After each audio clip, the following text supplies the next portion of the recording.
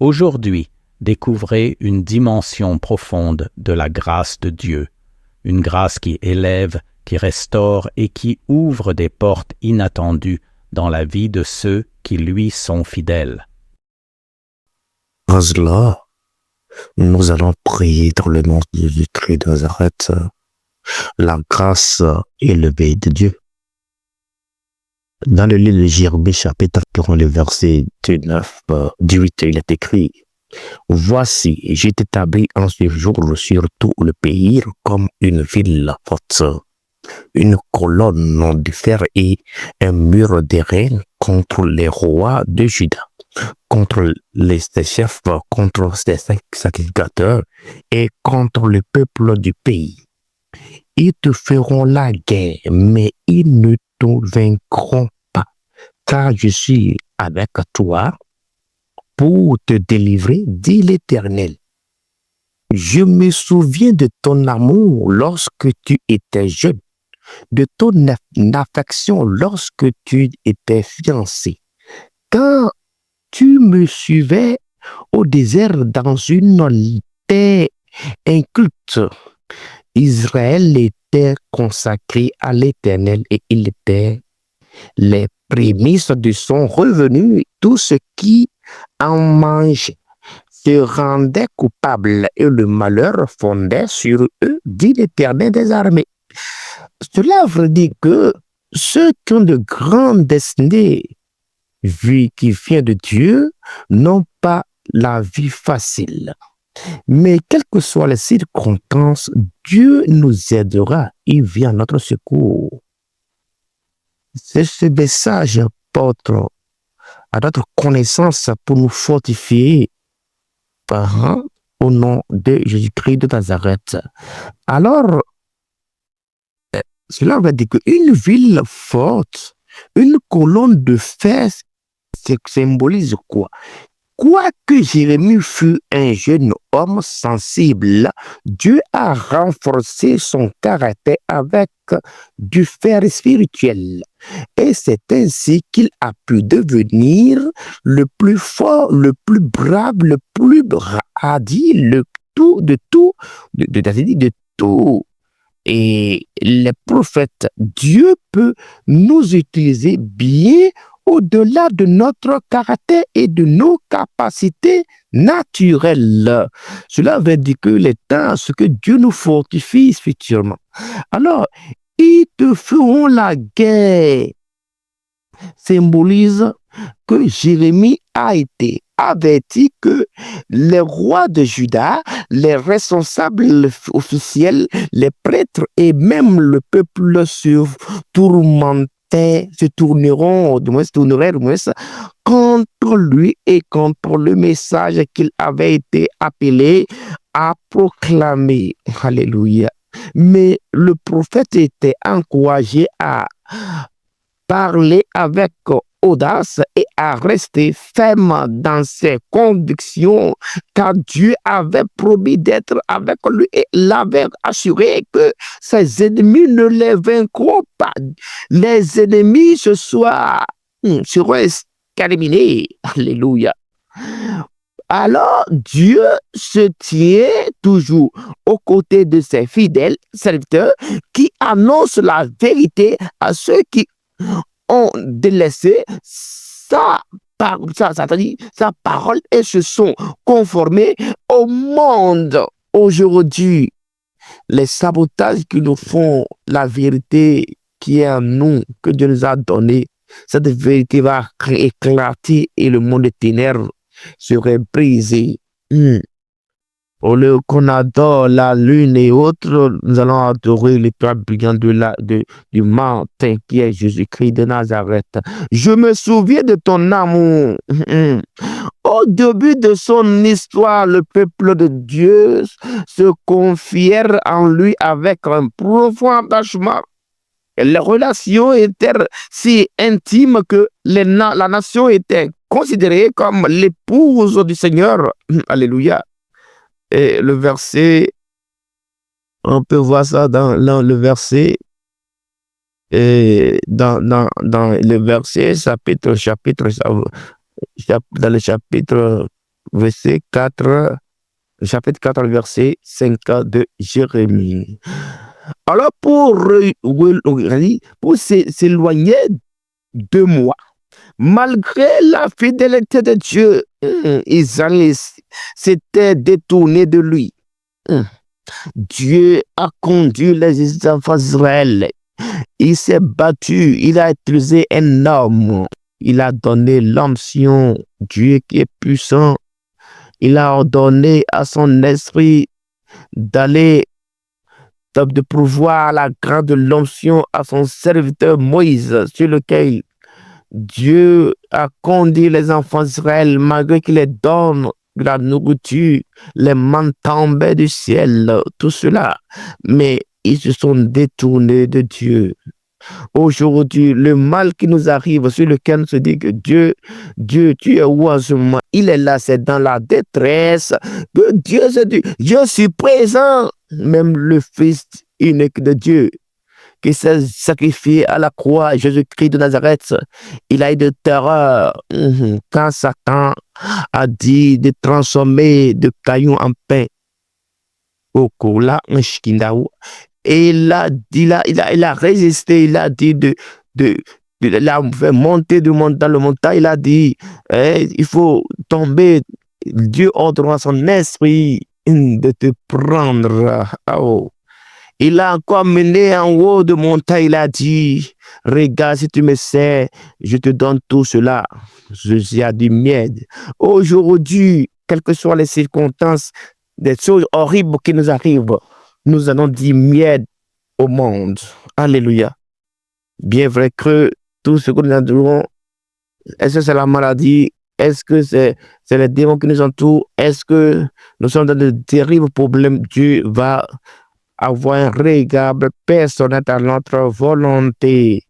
Mais maintenant, toute la maison d'Israël avait abandonné Dieu et recherchait d'autres dieux pour pouvoir.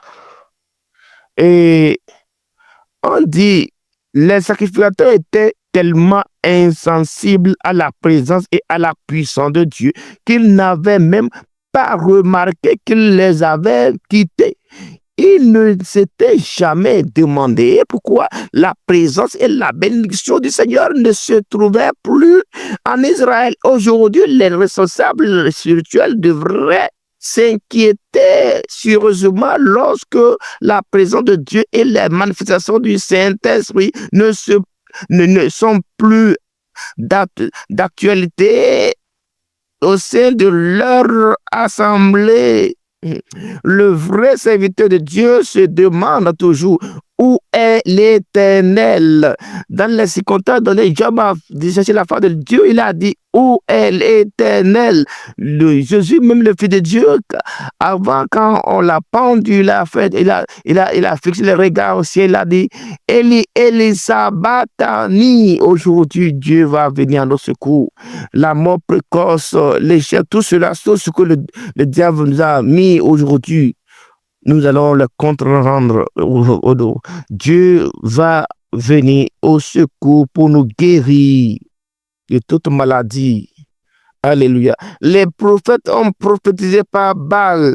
Les prophètes étaient censés ramener le peuple à la parole de Dieu et appeler à la repentance. Mais ils devraient annoncer que la parole de Dieu, mais de nombreux prophètes de Juda à l'époque avaient tellement rétrogradé qu'ils prophétisaient par la puissance démoniaque des idoles.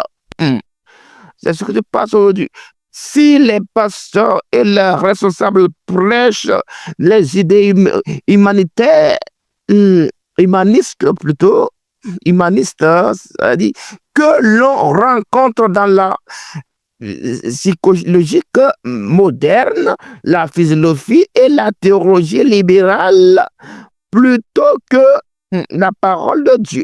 Il sera aussi coupable que les faux prophètes de l'époque de Jérémie, c'est-à-dire l'ancienne alliance, le peuple de Dieu a commis deux péchés fondamentaux. Il a abandonné le Seigneur, le seul qui pouvait lui donner une vie vraiment abondante, c'est-à-dire dans Somme 36, le verset 6, on dit, dans Jean 10 aussi, ils ont cherché la vie dans les plaisirs idolâtres du monde qui n'avaient aucune valeur c'est-à-dire réelle ni durable.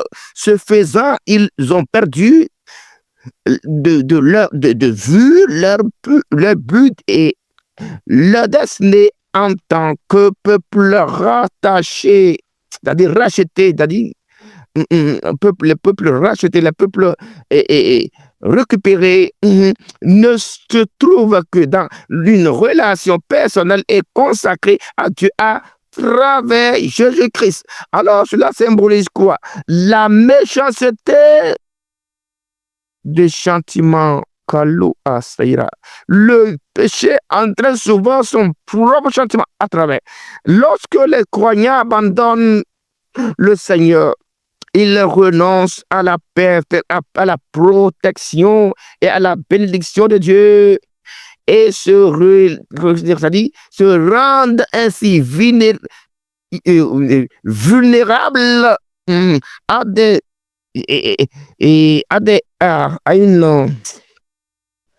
à des tentations destructives, c'est-à-dire destructives, c'est-à-dire le péché les avertit et beaucoup de choses mauvaises et les amène à les intoxiquer. C'est-à-dire, Jérémie se sert souvent de l'analogie, c'est-à-dire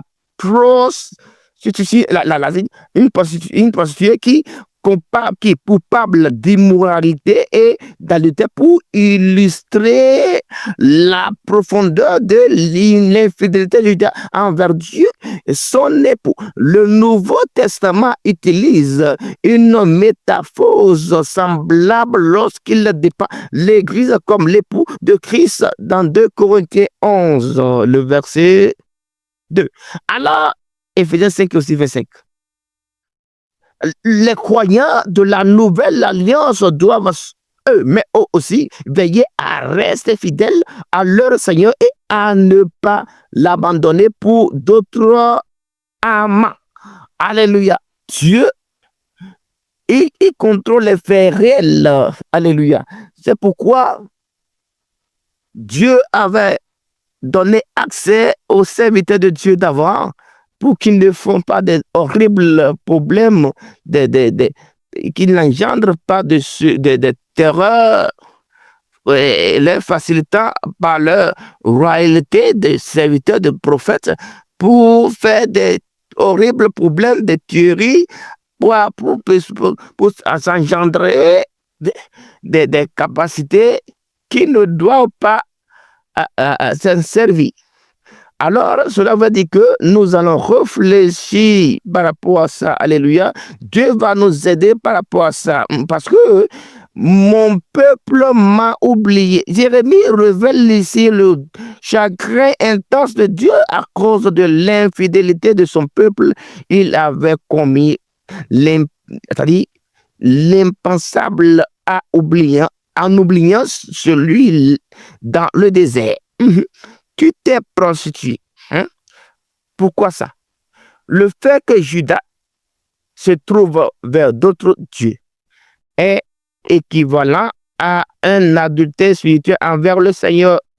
Alors, Dieu n'aime pas qu'on le mélange. Jésus-Christ de Nazareth, par exemple, il est le chef de l'Église, tandis que une fois que Christ est le chef de l'Église, on ne peut pas chercher d'autres dieux pour avoir accès à notre âme. Une fois que nous faisons ça, c'est comme si on commet de l'adultère spirituel. Alors, cela veut dire que le diable va prendre notre apparence spirituelle qui constitue notre vie intérieure, qui fait en sorte que Dieu nous abandonnera. Alors, tout ce qui est infidélité spirituelle nous soit ôté. Cette infidélité se traduit souvent par l'immoralité sexuelle à laquelle s'adonnèrent le peuple en se livrant à la prostitution sacrée. C'est-à-dire bien que la parole de Dieu lui a été adressée par l'intermédiaire de son serviteur Jérémie, le peuple a persévéré dans ses mauvaises voies. Le Nouveau Testament, à l'époque, donne souvent des avertissements contre l'idolâtrie et l'immoralité de peur que les croyants de la Nouvelle Alliance ne repèrent les erreurs de ceux qui vivraient sous l'Ancien Testament.